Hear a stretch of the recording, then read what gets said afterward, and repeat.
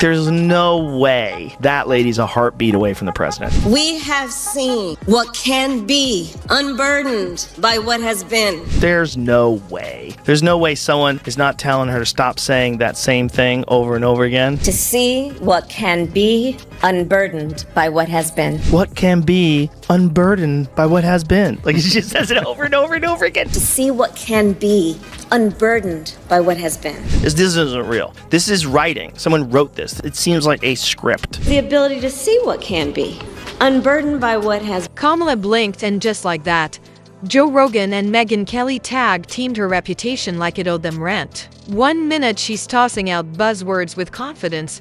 The next she's getting dismantled in real time on a podcast stage that felt more like a verbal demolition derby. The shift from Madam Vice President to Madam Please Stop Talking was almost cinematic. If political careers came with seat belts, Kamala definitely should have buckled up. Want to know how it unraveled? So fast, stick around. This political faceplant deserves its own chapter in the Meltdown Hall of Fame. I gave her the benefit of the doubt. I did not think she was an idiot. I now think she's a moron. She's not that smart.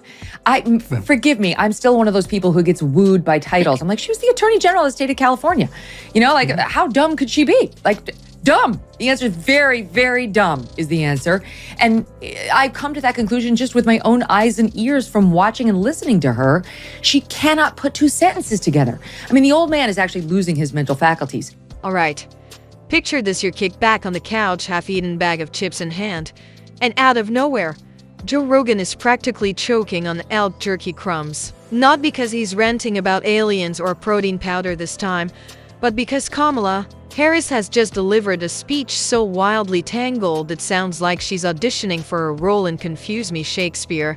Somewhere between the passage of time and We Did It, Joe Rogan's laughter hits full throttle. He's not even mad, he's fascinated. To him, it's not a speech anymore. It's performance art, abstract poetry, only without the abstract. Just words in search of a destination, and a vice president who somehow manages to make a GPS sound lost. Even after Trump went on, they offered for me to come to DC and do a show with Kamala. But even then, it was the same deal. It was only like 45 minutes to an hour. It was not on my set. And I said that, look, he did it here. We should probably do it here. I wanted to release both of them on the same day. This was my goal. And I even offered to do it late that night. So the night that Trump came on, I'm like, what if we do her like when she's done in Texas? They never committed to doing it. I have a whole list of conversations that took place. So this whole idea that we've drove her for Trump, incorrect. But I think it's someone trying to cover their ass for the fact that she never did. He leans forward,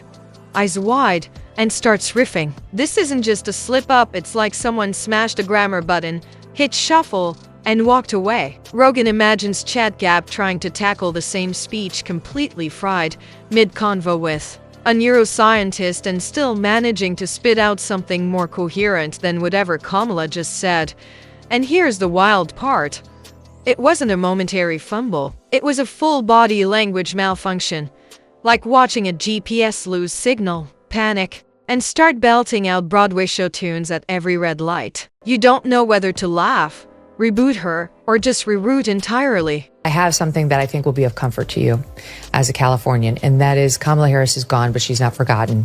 And she went out to the LA wildfires as her first post-vice presidency act. And I mean, she had a lovely profundity for those of you out there. I think this is really going to buoy your mood, Sasha. Just take a listen. Take a listen. Strangers who, in the face of that stranger, they see a neighbor.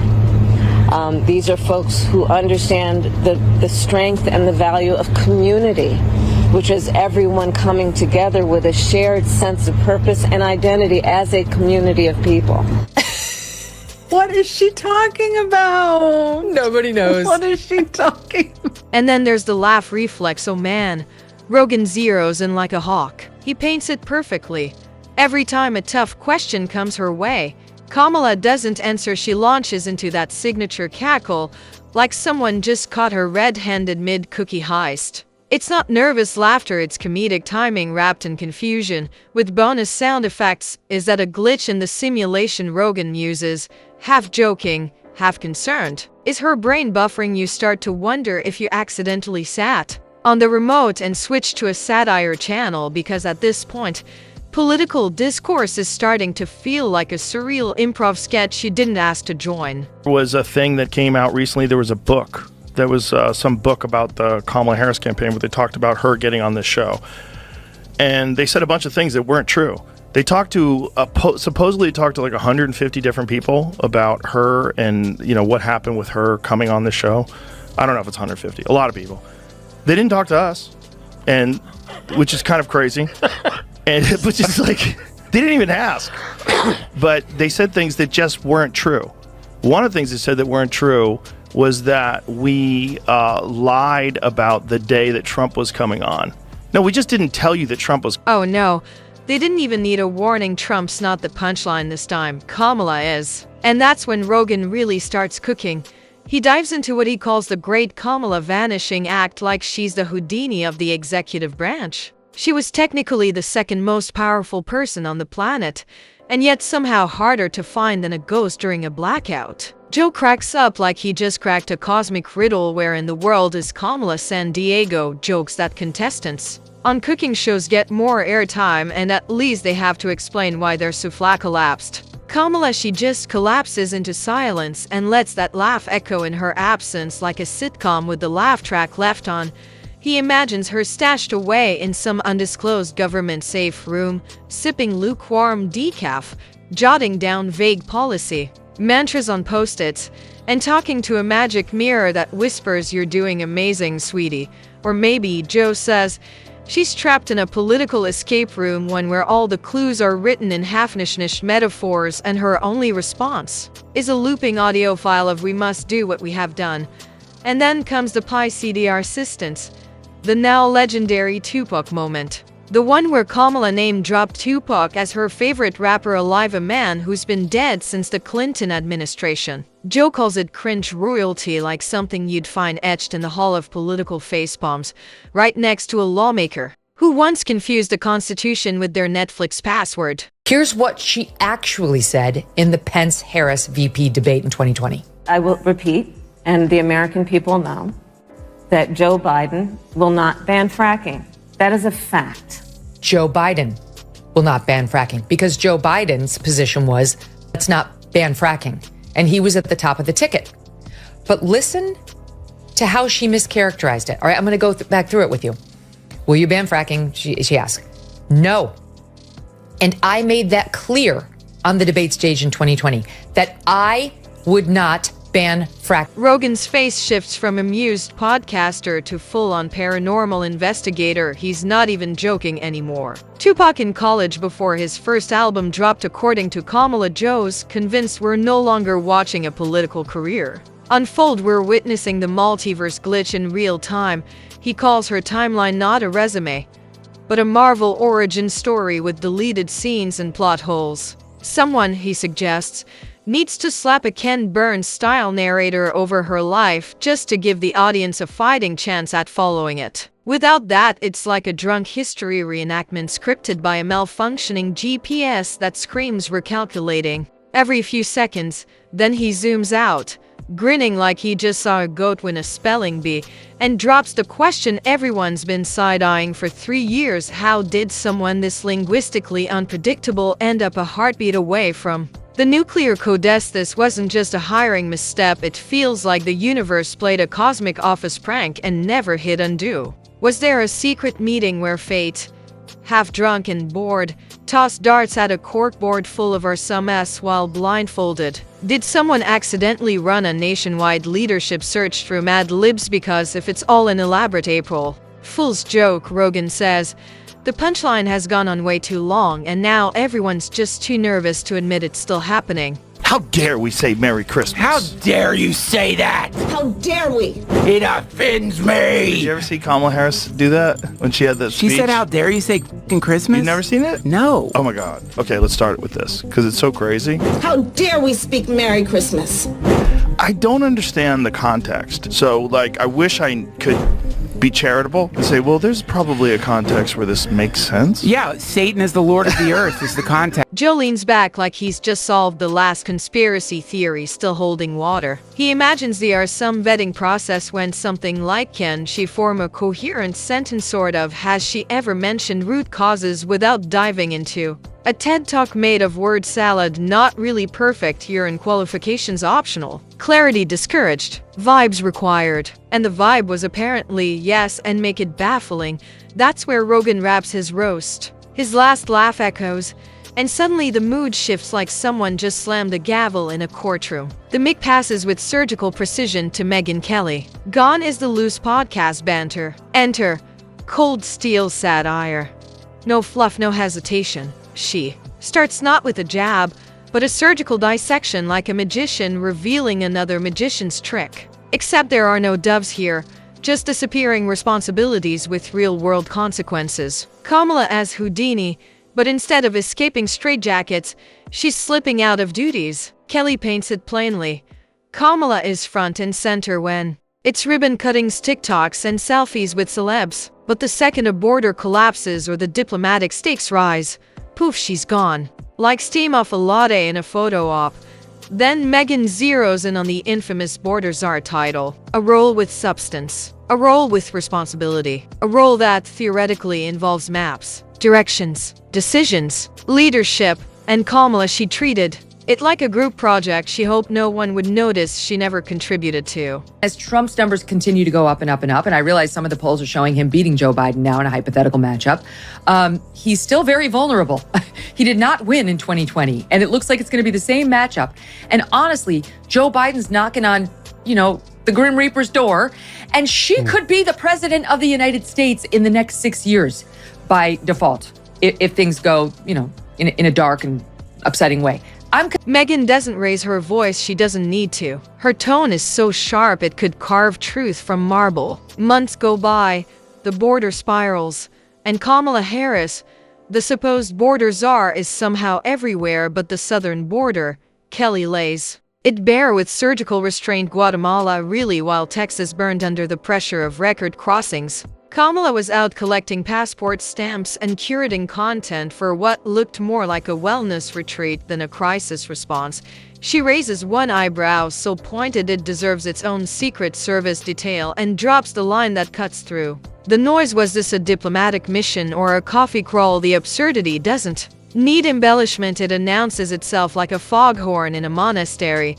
Then she pivots to foreign diplomacy, the staged photos with European leaders, the rehearsed smiles, the painfully awkward giggle that follows every question she'd rather not answer. Megyn doesn't miss a beat. Do her sentences know how they end? Do we? Kelly describes diplomats trading looks like they've just witnessed a TED Talk run through Google Translate twice. Kamala's presence, instead of calming tension, feels like watching a teleprompter slowly reboot mid-speech. Then comes the hypocrisy hammer. Once a tough-on-crime prosecutor, Harris made a career out of putting people behind bars for drug offenses. Now she jokes about getting high listening to Snoop. Megyn flattens the contradiction. It's like grounding a kid for stealing candy, then turning around and calling it a friendship bracelet, open and shut. One moment she's building a brand on discipline and law.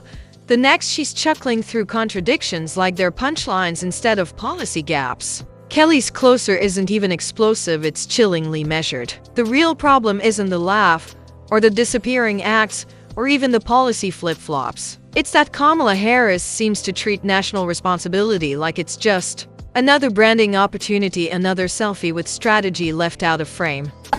And when we all sing happy tunes and sing Merry Christmas and wish each other Merry Christmas. Let me just be the nicest person possible. Yes. Like, what could be the reason why you would say, how dare we say Merry Christmas? Yeah. Unless you're playing a character. These children are not going to have a Merry Christmas. Unless she's on stage doing a play. She's like, I want to read from my college. And just like that, the gloves are off. Megyn Kelly zeroes in on the sacred cow of identity politics, and she doesn't flinch. No soft framing, no qualifiers, just courtroom-grade logic. Diversity credentials don't grant a get-out of critique. Free card. Boom. That's the gavel drop. She's not attacking representation, she's attacking the idea that it should be used as rhetorical armor against valid scrutiny. Good speech, she says, must sit on merit, not medals of representation.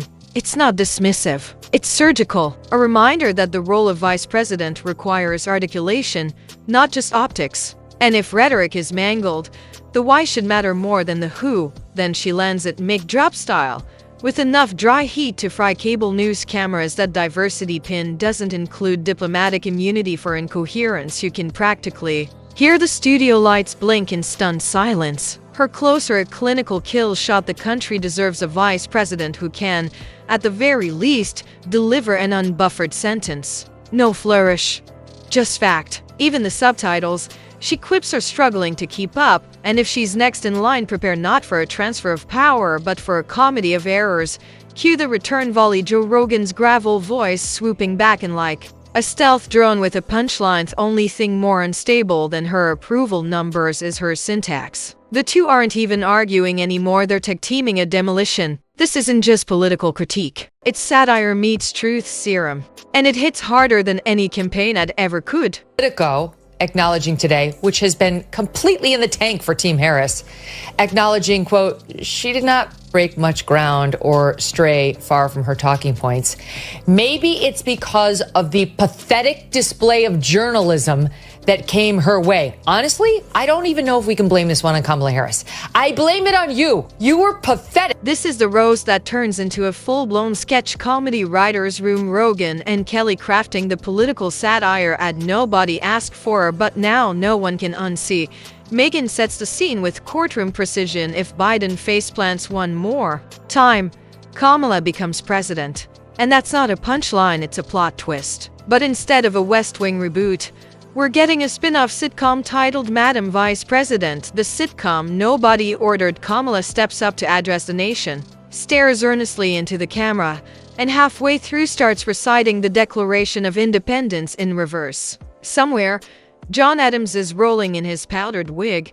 Rogan jumps in, voice dropping to that mock infomercial tone. Vote Kamala, confuse the nation. One cackle at a time. Cue the swelling patriotic music, flags flapping, and Kamala mid-sentence like she's buffering on dial-up internet. He keeps riffing, it's got all the charm of a late-night infomercial minus the free shipping. And the kicker, I'd rather vote for the vending machine that ate my dollar at the airport. Why, it might be broken, but at least it responds to input when you kick it. At this point, it's not just critique, it's comedy laced with a kind of dread. Rogan and Kelly don't need to yell, their sarcasm is scalpel sharp. They've taken every awkward soundbite, every cackle, every logic-looped metaphor, and built a mock campaign trailer that's equal parts hilarious and horrifying, and somehow, you know they're just getting started. But I always wondered with Kamala Harris, like I've seen her talk before and she's hilarious. So the scientists and the astronauts and the mathematicians and the Vice President of the United States. Some people just clam up. Good afternoon, everyone. When they get in front of a camera and when they know the whole world's watching and they know there's a lot of pressure, and if they've f***ed up a bunch of times before. And is that a socialist or progressive perspective? No. Like, to be good at public speaking under pressure, you have to have a lot of reps in. That he is entitled to his opinion. You got to do it a long time. She's running for president? This roast just turned into a 5-course tasting menu of political satire with Megyn Kelly and Joe Rogan as your cynical sommelier and sous chef of snark. Megyn, ever the precision striker, quips that Kamala's campaign slogan should be, "Words, we use them, mostly." Rogan nearly falls out of his chair. They brainstorm more leadership you can question, experience you can't Google, hope, but make it incoherent. Even the imaginary laugh track gives up, packs its bags, and walks out in search of dignity. Then comes the pivot from roast to reality check, still razor sharp, but now surgical. They clarify Kamala isn't evil. There's no secret lair, no mustache twirling over democracy. She's just breathtakingly underprepared. She makes a middle school debate captain look like Patton in a PowerPoint. Rogan paints the picture perfectly. Kamala as a sitcom extra suddenly cast as a neurosurgeon. She's got the lab coat. She's got the confidence. But when it's time to operate, She's holding the scalpel backwards and screaming about the passage of time. Megyn seals it with her signature dry burn. Every sentence is a journey. Unfortunately, none of them reach a destination. They veer off, crash into buzzwords, and dissolve somewhere around root causes. No shouting, no rage. Just a slow-braised roast of broken rhetoric, facts plated with sarcasm and sawed in incredulity. And somewhere in the background, Kamala's approval rating is clutching its pearls, checking if gravity is still real, and wondering where the floor went. Brutal, precise, hilarious, and devastatingly on-brand for the roast that won't quit. Do you remember that question they asked Trump to kick off his appearance there? Basically, why are you such a raging racist? We know you hate black people. Why are you even here? And how did it go when Kamala Harris sat down?